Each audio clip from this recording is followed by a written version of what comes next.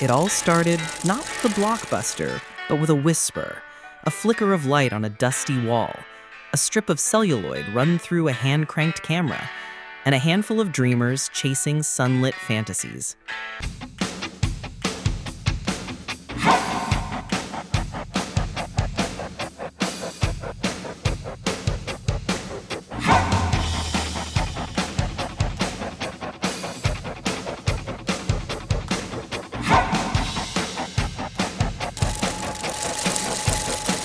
The place? A quiet little corner of California called Hollywood. The time? Just after the turn of the 20th century. Back then, the East Coast dominated film production. Thomas Edison's patents loomed over the fledgling motion picture business like a thundercloud. So independent filmmakers fled west, to a sleepy village near Los Angeles where the weather was perfect, the scenery was diverse, and the legal reach of Edison's motion picture patents company was limited. The first film shot in Hollywood was in Old California in 1910, directed by D.W. Griffith. Just one reel, just 17 minutes, but it was the matchstick that sparked a wildfire. By the 1920s, the Hollywood Hills echoed with the clatter of typewriters and the buzz of sound stages. The Big Five, Paramount, MGM, Warner Bros., 20th Century Fox, and RKO ruled the roost. Backlots became miniature cities. Directors wore jodhpurs like generals. Stars were groomed like royalty. And oh, the stars. Greta Garbo with her sultry silence. Clara Bow, the it girl. Douglas Fairbanks leaping over castle walls. Rudolph Valentino making hearts flutter with a single gaze. These weren't just actors. They were icons, sculpted by the studio system and projected 20 feet high into America's collective imagination. Then came 1927, The Jazz Singer, the first feature-length talkie. Audiences were floored. "You ain't heard nothing yet," said Al Jolson, and he was right. Sound changed everything. Studios scrambled to outfit stages with microphones. Some silent stars couldn't transition. But others, like James Cagney and Bette Davis, embraced the microphone and built empires on their voices. Hollywood strutted into the 1930s and 40s like a silver screen titan, the golden age of cinema. Films like Gone with the Wind, The Wizard of Oz, Casablanca, and Citizen Kane weren't just movies, they were events. Cinematic cathedrals to storytelling and spectacle. Directors like Frank Capra, John Ford, and Howard Hawks mastered their craft. Composers like Max Steiner and Bernard Herrmann turned scores into symphonies. Even war couldn't dim the Klieg lights. During World War II, Hollywood supported the war effort with patriotic films and star-studded USO tours. Jimmy Stewart flew combat missions. Marlene Dietrich entertained the troops. Film became both a weapon and a comfort. Post-war brought change. The Paramount Decree of 1948 forced studios to divest their theaters, ending vertical integration. Television crept into living rooms and lured audiences away from the theaters. But Hollywood adapted. Widescreen formats, 3D experiments, color innovations. Epics like Ben-Hur and Lawrence of Arabia tried to remind viewers that movies were larger than life. By the 1960s and 70s, a new wave surged in. The studio system weakened.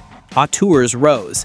Directors like Martin Scorsese, Taxi Driver, Francis Ford Coppola, The Godfather, Stanley Kubrick, 2001: A Space Odyssey, and Robert Altman, Nashville, redefined cinema with bold, personal, often gritty visions.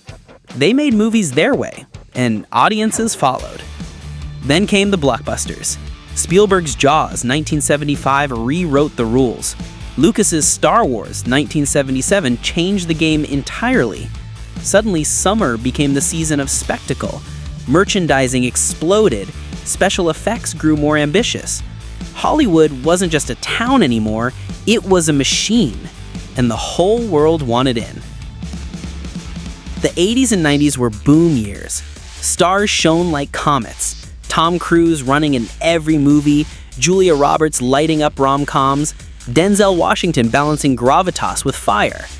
Directors like James Cameron, Titanic, Terminator 2, Ridley Scott, Gladiator, And the Coen brothers, Fargo and The Big Lebowski, mixed commerce with art. Quentin Tarantino, a video store clerk turned screenwriter savant, exploded onto the scene with Pulp Fiction, reshaping indie cinema overnight.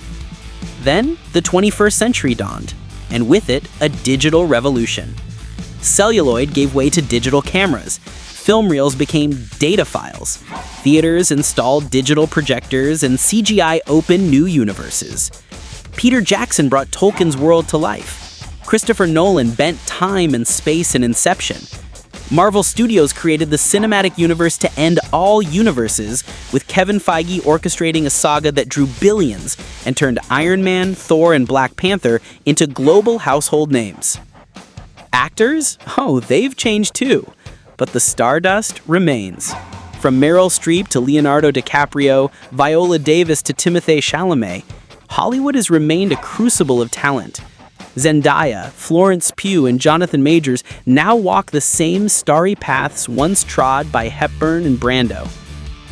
And behind the camera, a new guard rises. Greta Gerwig made Barbie a billion-dollar pink spectacle with subversive brains. Jordan Peele reinvented horror with Get Out and Nope. Chloe Zhao won the Oscar for Nomadland, showcasing an indie soul in a blockbuster world. Ava DuVernay, Barry Jenkins, and Ryan Coogler tell stories that matter, expanding what Hollywood represents and who it represents. Yes, the industry has faced reckonings. #MeToo, streaming wars, strikes over AI and fair pay. But Hollywood listens, adapts, reinvents. Always has, always will. Because in the end, no matter the format, platform, or budget, it all comes back to the same thing. Storytelling. The flicker in the dark, the gasp in the crowd, the belief, however fleeting, that we are somewhere else, someone else, just for a little while. Hollywood was built on dreams, and though the skyline may change, the dreams do not. From Vine Street to virtual sets, from Chaplin's Cane to Wakanda Forever, the story of Hollywood is the story of cinema. And that story, it's still being written.